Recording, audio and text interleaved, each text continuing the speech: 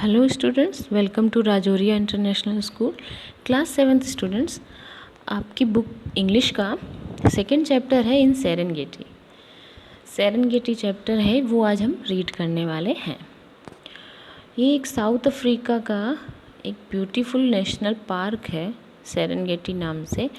उस पार्क में राइटर जो है वो जाती है विजिट करने, तो वहाँ पे उसका एक्सपीरियंस कैसा रहता है, कैसे वो जानवरों से किन किन जानवरों से मिलती है और क्यों गई थी, और वहाँ पे जानवरों की क्या प्रॉब्लम्स हैं, क्या गलत हो रहा है वहाँ पर और क्या नहीं होना चाहिए, वो सब इस चैप्टर में एक इंटरेस्टिंग वे में बताया गया है ना। चूँकि जो राइटर है वो खुद वहाँ पर गई थी, तो एक ऑटोबायोग्राफिकल वे में खुद अपनी संस्मरण के तौर पे लिखा गया है, याद करते हुए कि कैसे घटनाएं घटी थी।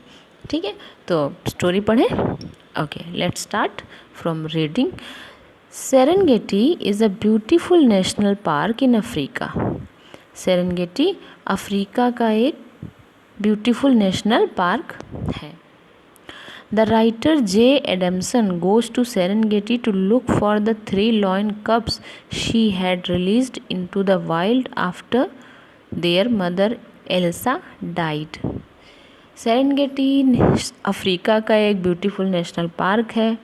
राइटर जो हैं जे एडम्सन, वो वहाँ पर जाती हैं 3 लायन कब्स, शेर के बच्चों को, शावक जिनको बोलते हैं, है ना, उनको देखने के लिए कि वो कैसे हैं, जिनको उसने छोड़ा था। उन्होंने, राइटर ने छोड़ा था जंगल में, है ना, इस पार्क में ला के छोड़ा था। जब उनकी माँ, मतलब उन बच्चों की माँ जो लॉयनस थी, मदर एल्सा, एल्सा नाम था उसका, वो जब मर गई थी, तो उसकी मौत के बाद इन तीनों बच्चों को पोएट्रेस, ये जो राइटर हैं जे एडम्सन, इन्होंने उस पार्क में छोड़ दिया था। तो उनको ही देखने के लिए ये वहाँ पर आती हैं कि वो बच्चे कैसे हैं। My nights in the camp were often exciting. I could hear lions prowling around and recognize the voices of most of them. Once I awoke to hear lapping noises. Being half asleep, I listened for some time before I realized that a lioness was inside my tent, drinking out my basin. I had nothing but a table between me and Africa. Often माने अक्सर, exciting माने excitement वाली, रोमांचक, और प्रॉलिंग, प्रॉलिंग माने होता है शिकार के लिए जब कोई जानवर घूम रहा हो तो चुपके चुपके जो चले धीमे धीमे, तो उसकी घूमने की आवाज़, प्रॉलिंग माने चुपके चुपके चलने की आवाज़, है ना। And recognise the, recognise means होता है पहचानना, आइडेंटिफाई करना, ठीक। और अवेक माने जग जाना। लैपिंग, लैपिंग माने होता है जैसे कोई जानवर पानी वगैरह पीता है, तो उस जीभ से पानी पी रहे होते हैं, तो आवाज़ जो आती है चप चप करके, जो आवाज़ आती है पानी पीने की, वो आवाज़ लैपिंग का मतलब हुआ। और रियलाइज माने महसूस किया। दैट्स इट, मीनिंग हो गई, अब समझते हैं। कैंप में मेरी जो रातें होती थी वो अक्सर एक्साइटिंग होती थी, रोमांचक होती थी। मैं सुन सकती थी लॉयंस के प्रॉलिंग का साउंड, है ना, राउंड वहाँ पे घूमते हुए, जो धीरे धीरे जो चुपके चुपके चल रहे होते थे, उनकी आवाज़ मैं सुन सकती थी, और उनमें से ज़्यादातर की आवाज़ को मैं पहचान भी सकती थी। एक बार क्या हुआ, I awoke to hear lapping noise, मैं लैपिंग की आवाज़ को सुन के जग गई। लैपिंग मैंने बताया था, चप चप करके पानी पीने की आवाज़ सुन के मैं जग गई। चूँकि बीइंग हाफ एस्लीप, मैं आधी नींद में थी। आई लिसन्ड फॉर सम टाइम, मैंने थोड़ी देर सुना, लेकिन इसके पहले कि मैं रियलाइज़ करूं कि ये एक लॉयनस है, शेरनी है, जो मेरे टेंट के अंदर है और मेरे बेसिन में से पानी पी रही है। बेसिन मतलब बर्तन, पानी का बर्तन है, उसमें से पानी पी रही है। अब चूँकि आधी नींद में थी, तो मेरे पास कोई और रास्ता नहीं था but a table between me and Africa, मेरे और अफ्रीका के बीच में केवल एक टेबल बचा था। मतलब मेरे और उस लॉयनेस के बीच में सिर्फ एक टेबल था, मैं इधर थी टेबल के, वो उधर थी। अगर वो अटैक कर देती तो मेरी लाइफ ख़त्म ही हो जाती, है ना। I shouted at her and urged her to go away, which obligingly she did. This incident I reported to park warden. He told me that the lions of Serengeti were known to go into tents, pluck at a ground sheet and take a look round to see what was going on. मैं उस पर चिल्लाई, मतलब जो writer है उसने साहस दिखाया और उस पर चिल्ला दी। एंड अर्ज्ड हर, अर्ज्ड माने कहा, और उसको कहा गो अवे कि चले जाओ। तो उसने आज्ञा मानते हुए वही किया, शेरनी ने आज्ञा मानते हुए वही किया, मतलब मैंने कहा चले जाओ तो वो चला गया, टेंट से बाहर चली गई शेरनी। दिस इंसिडेंट, ये घटना जो है मैंने पार्क के जो वार्डन थे, है ना, केयर टेकर, उनको बताई। उन्होंने मुझे बताया कि जो सेरेनगेटी के लॉयंस हैं वो इसलिए प्रसिद्ध हैं कि वो टेंट्स में जाने के लिए प्रसिद्ध हैं, कि वो जाते ही हैं। Pluck at a ground sheet, जो ग्राउंड पे बिछी हुई शीट्स होती हैं उनको फाड़ने के लिए। और इसके अलावा वो क्या करते हैं कि टेंट के अंदर घुस के देखा करते हैं कहाँ पर क्या चल रहा है। ये यहाँ के शेरों की स्पेशलिटी है कि वो टेंट में घूमा करते हैं, शीट्स को फाड़ देते हैं और वहाँ पे देखने जाते हैं कि क्या चल रहा है। तो इसमें कुछ भी डरने जैसा नहीं है। On another occasion, I was kept awake by the snorting of buffalo. In the light of my torch, I saw 3 huge beasts standing within 20 yards of my tent. All I could do was to try to blind them with my light. They took a long time to make up their minds, and I nearly got cramp holding the torch before they went off. Hyenas were, of course, always around. I often heard them clattering in the kitchen. एक दूसरे अवसर पे I was kept awake, मैं जग गई थी। कैसे? By the snorting of buffalo. Snorting मैंने होता है नाक से आवाज़ निकालना, मतलब नाक से आवाज़ के साथ सांस बाहर फेंकना, फुफकारना समझ लो एक, तो नाक से आवाज़ निकालना, ठीक है, नाक की आवाज़। तो एक दूसरे अवसर पे मैं भैंसों के, बफेलो माने भैंसों के स्नॉटिंग की आवाज़ से, है ना, गुड़गुड़ाने की आवाज़ से जग गई। In the light of my torch, मेरे टॉर्च की लाइट में मैंने देखा कि 3 विशालकाय जानवर खड़े हैं मेरे टेंट से 20 गज की दूरी पर, 20 यार्ड्स की दूरी पर खड़े हैं 3 विशालकाय जानवर। बीस्ट माने wild animals, okay. All I could do, मैं कुछ भी जो कर सकती थी वो क्या था कि अपनी टॉर्च से उनको अंधा करके रखूं। ब्लाइंड बने अंधा, अगर उनकी आंखों पे टॉर्च की रोशनी पड़ेगी तो वो और कुछ नहीं देख पाएंगे, तो वो अंधे बने रहेंगे उतनी देर।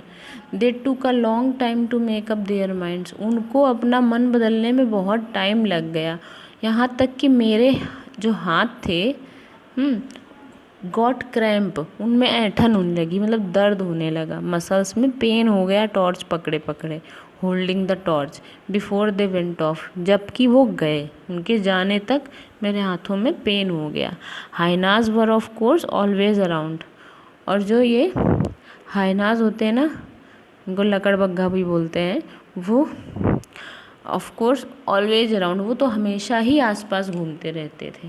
हाइनाज जो थे वो हमेशा ही आसपास घूमते रहते थे। I often heard them clattering in the kitchen, में उनको अक्सर अपने किचन में कट कट कट कट दांतों से कटकटाने की आवाज़ उनकी सुनी थी, वो किचन में ही घुसे रहते थे। They stole several of our cooking pots and other things, वे अक्सर हमारे कई सारे कुकिंग के बर्तन और दूसरी चीज़ें चुरा ले जाया करते थे। हाइनाज घूमते रहते थे और कई बर्तन और चीज़ें चुरा ले जाते थे। Some of my nocturnal visitors, nocturnal माने ग्रुप में रात में जो घूमने आए रोज़, है ना, इनका अक्सर का आना जाना हो, नॉक्टर्नल विजिटर्स, ग्रुप में आने वाले रात के विजिटर्स, ठीक। Made my heart beat fast. तो मेरे रात के जो आने वाले विजिटर्स थे कई बार वो मेरी हार्ट बीट बढ़ा देते थे। अब इसके कौन कौन से विजिटर थे? अभी तक हमने देखा लॉयन, हाइनाज और ये buffaloes. Okay, how ever the roaring of the lions in the stillness of night never seemed to me a blood-curdling noise. It was a most wonderful sound and often appealingly gentle. The lions close to Seronera were used to visitors since cubhood. Many had been surrounded by cars while suckling their mothers. Suckling माने दूध पीना, ठीक है। और nocturnal ने बता ही दिया, रात में आने वाले, ग्रुप में आने वाले विजिटर्स। रोरिंग माने शेरों की दहाड़, स्टिलनेस माने शांति, ब्लड कर्डलिंग माने खून को जमा देने वाला, मतलब डर से जब खून जम जाए। और दैट्स इट। कब हुड माने जब वो बच्चे थे, बचपन से, ठीक है, शेरों का बचपन। तो मीनिंग समझेंगे कि मेरे जो कुछ विजिटर्स थे रात के ग्रुप वाले, उनकी वजह से मेरी हार्ट बीट बढ़ जाया करती थी, जबकि जो शेरों की रोरिंग की आवाज़ थी, दहाड़ने की आवाज़ थी, वो रात की शांति में कभी भी मुझे डरा देने वाली नहीं थी। मतलब खून जमाने वाला साउंड नहीं था, क्योंकि उससे वो डरती नहीं थी। वो sound, it was a most wonderful sound, ये एक बहुत ही सुखद, आश्चर्यजनक साउंड हुआ करता था और कई बार मेरे दिल को छू जाता था, अपील करता था मुझे, ठीक है। द लॉयंस क्लोज टू सेरोनेरा, सेरोनेरा के पास के जो शेर थे वो यहाँ पर बचपन से ही आया करते थे, और उनमें से बहुत सारे कारों से भी घेरे गए थे जब वो अपनी माँ का दूध पिया करते थे। मतलब कारों से भी परिचित थे कि वो जब माँ का दूध पी रहे हैं, कारें आके आसपास खड़ी हैं, लेकिन वो अपने काम में लगे रहते थे। कारों से वो बिल्कुल भी डिस्टर्ब नहीं होते थे। They had therefore come to regard human beings and motors as a natural feature in their lives and they're particularly friendly. तो इसका असर ये हुआ कि चूँकि बचपन से वो इनके आदी थे, तो इसलिए वो मनुष्यों को और जो ये मोटर्स होती थी, मतलब गाड़ियाँ होती थी, उनको अपने सराउंडिंग का एक नेचुरल हिस्सा मानते थे, वो जंगल का एक हिस्सा मानते थे और उनसे फ्रेंडली थे। इतना डरते नहीं थे कि मोटर और इंसानों को देख के डर के भाग जाएं। The wild animals seemed to consider cars as some kind of fellow creatures with strange habits and a peculiar scent, but nevertheless harmless, except in areas in which people have hunted or shot from cars. So long as passengers do not talk too much or move, they do not cause harm. But even they get out, the animals panic and race away.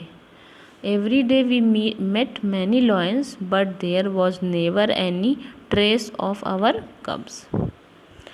The wild animals seemed to consider cars as some kind of fellow creatures with strange habits and a peculiar scent. जो जंगली जानवर थे वो कारों को ऐसा समझते थे जैसे वो उनके साथी जानवर ही हों, बस उनकी आदतें कुछ अलग हैं और उनकी सेंट भी अलग है, खुशबू भी अलग है, महक, लेकिन वो हार्मलेस नहीं है। कब तक? जब तक कि उन एरिया के या उन जानवरों के लिए, जब तक कि जिन्होंने उनको शॉट शिकार ना किया हो कार से, है ना। कुछ जानवरों के साथ ऐसी घटनाएं हुई कि उन पर कार के द्वारा, कार में बैठे हुए व्यक्तियों ने गोली चला दी या उनको कुचलने की कोशिश की, तो उस एरिया के जानवर जो थे वो तो डरते थे कारों से, अदरवाइज बाकी दूसरे जानवर जो थे उनको अपने जंगल का ही हिस्सा मानते थे। सो लॉन्ग एज, जब तक कि passengers do not talk too much और move, they do not cause harm.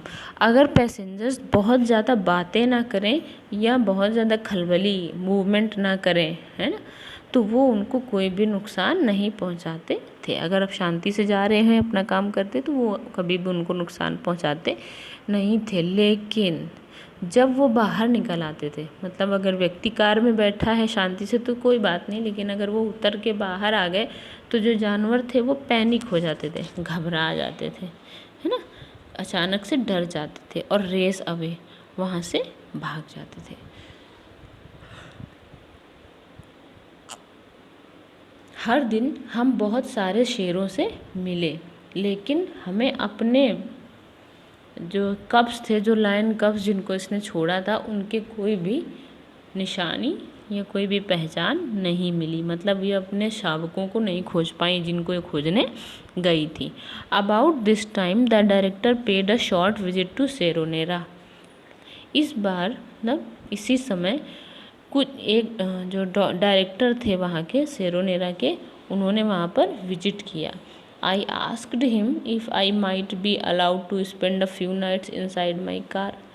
तो मैंने उनसे कहा कि क्या मुझे अनुमति देंगे कि मैं अपनी कार में ही कुछ रातें बिता सकूं, ताकि क्योंकि मैं वहाँ रह सकूं, I near to where I thought the cups would be, उस जगह जहाँ पे शावकों को, शेर के बच्चों को होना चाहिए, वहाँ पर अपनी कार पार्क करके वहाँ पे रुक सकूँ, रातें गुजार सकूँ। I explain that it seemed hopeless to look for them by daylight but that they would probably be attracted by my headlights. मैंने उनको एक्सप्लेन करने की कोशिश की कि ये होपलेस लग रहा है कि डे लाइट में उनको खोजूं, क्योंकि इतने दिन हो गए हैं ना, वो मिले नहीं हैं, तो इसलिए हो सकता है कि रात के अंधेरे में वो मेरी हेडलाइट से अट्रैक्ट होकर मेरी कार के पास आ जाएं। लेकिन उन्होंने मुझे परमिशन नहीं दी, कार में रहने की परमिशन नहीं दी, बल्कि कहा कि आप कैंपिंग करते हुए ही कुछ दिन और रह सकते हैं, पहले की तरह ही रह सकती हैं। अब हमने क्या किया, we now searched as close as we could to the hills on the far side of the river. We now searched, अब हमने खोज की, कहाँ पर, हिल्स के पास, जो रिवर के साइड में थी पहाड़ियाँ, उन पर जाकर खोज करना शुरू किया। Here we met herds of up to 300 heads of buffalo. यहाँ पर 300 सिर वाले एक भेड़ों के हर्ड से, झुंड से हम मिले। मतलब 300 भैंसें थे जिस झुंड में, लगभग उस झुंड से हम मिले। The ground became so rough, ज़मीन इतनी सूखी हो गई थी, खुरदुरी हो गई थी, that we became frequent customers at the Seronera repair workshop, कि हमें जो सेरोनेरा की रिपेयर की वर्कशॉप थी वहाँ पर अक्सर ही जाना पड़ता था। तो वहाँ के हम फ्रीक्वेंट कस्टमर बन गए, क्योंकि ज़मीन इतनी ख़राब हो गई थी, गाड़ी अक्सर ही ख़राब हो जाती थी। The warden in charge of 8 was always cheerful and ready to work on the car at all hours. I was most grateful to him. जो वहाँ का इंचार्ज वार्डन था वो बहुत ही खुश मिजाज था और हमेशा कारों को ठीक करने के लिए, किसी भी समय जाओ कारों को ठीक करने के लिए तैयार रहता था। मैं उसके प्रति बहुत ही कृतज्ञ थी, थैंकफुल थी, है ना। राइटर जो है वो बोल रही है, the dry season had come, अब सूखा सीजन आ गया, मतलब बरसात गुजर गई। And the animals were now dependent on water holes, और अब जानवरों को पानी के छेदों पर डिपेंड होना पड़ रहा है। पानी के छेदों पर मतलब जहाँ पहले बारिश की वजह से हर जगह पानी था वो अब सूख गया है, केवल कुछ गड्ढों तालाबों में ही पानी बचा है। And such rivers as did not dry up, और उन रिवर्स में जो कि अभी तक सूखी नहीं है, तो उन रिवर्स में जाके जानवर पानी पी सकते हैं, या कुछ गहरे गड्ढे जिनमें पानी बचा हुआ है। This was the time of years when poachers were very active. Poachers माने हंटर्स, शिकारी, अतिक्रमणकारी। ये साल का यही समय था जब शिकारी बहुत ज़्यादा एक्टिव हो जाते थे, क्योंकि वो जानते थे कि कौन सा रास्ता है जहाँ से जानवर जाकर अपनी प्यास बुझाने जाएंगे। क्वेंच द थर्स्ट माने प्यास, क्वेंच माने बुझाना, ठीक। वो जानते थे कि किस रास्ते से ये जानवर अपनी प्यास बुझाने जाएंगे। The wardens worked very hard to prevent their activities. जो वार्डन्स थे, वहाँ के केयर टेकर्स थे, रखवाले, उन्होंने बहुत मेहनत की कि वो इन एक्टिविटीज़ को रोक सकें, मतलब हंटर्स, शिकारियों की गतिविधि को रोक सकें। It was horrifying to see the number of snares, poisoned arrows and spears which they had taken away from the poachers, and to realize how small a proportion of the total weapons and traps these represent. Okay. ये डरा देने वाला था, horrifying माने डराने वाला। To see the number of snares, जो इन वार्डन्स ने पकड़ा था, है ना, जो जगह जगह पे शिकारियों से जब्त किया था सामान, वो क्या था? नंबर ऑफ स्नेयर्स, बहुत सारे जाल थे उनके पास, नेट, ठीक। पॉइजनड एरो, जहर लगाए हुए तीर थे, और भाले थे जो कि इन शिकारियों से लिए गए थे।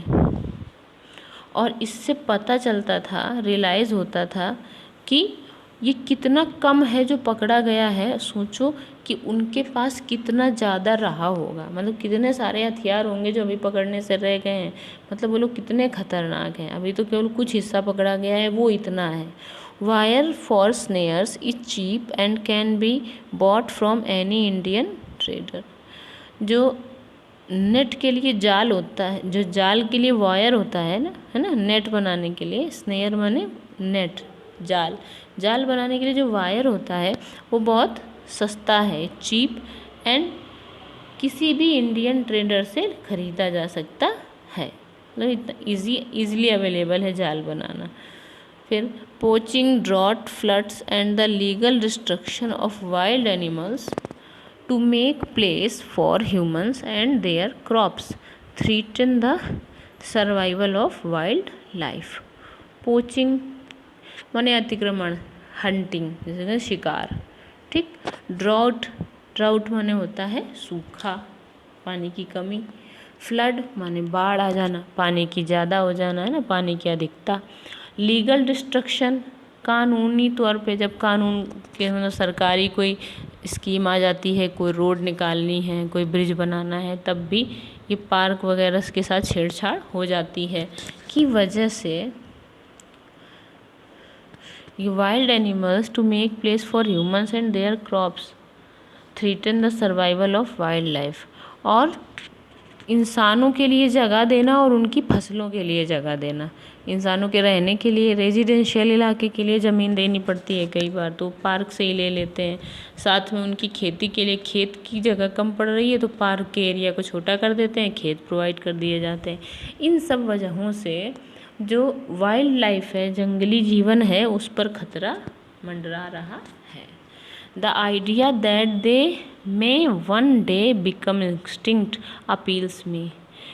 इससे एक विचार उठता है मेरे मन में कि एक दिन हो सकता है उनकी जाति हमेशा के लिए ख़त्म हो जाए, और ये विचार मेरे दिल को छूता है, अपील करता है, ठीक है। The longer I live among animals the more I want to help them, and the more I believe that in helping them we also help humans. जितना ज़्यादा टाइम मैं उनके बीच में रहती हूँ, एनिमल्स के बीच में, उतना ही ज़्यादा मेरे दिल में एक ख्याल आता है कि मैं उनकी मदद करूं, और उतना ही ज़्यादा मैं बिलीव करती हूँ कि उनकी हेल्प करके इंसान अपनी खुद की हेल्प कर रहा है। If we exterminate all the wild animal, अगर हम एक्सटर्मिनेट माने ख़त्म कर देंगे, एकदम समूल ख़त्म कर देंगे, जंगली जानवरों को ख़त्म कर देंगे, तो we shall upset the balance of creation of which we ourselves are a part. तो हम उस रचना जिसके हम खुद हिस्से हैं, मतलब इस प्रकृति के बैलेंस को बिगाड़ देंगे, जिसका हिस्सा हम भी खुद हैं, उसका बैलेंस बिगड़ जाएगा अगर वाइल्ड लाइफ जो है, वाइल्ड एनिमल्स ख़त्म हो गए तो। यहाँ पे हमारा चैप्टर कंप्लीट होता है।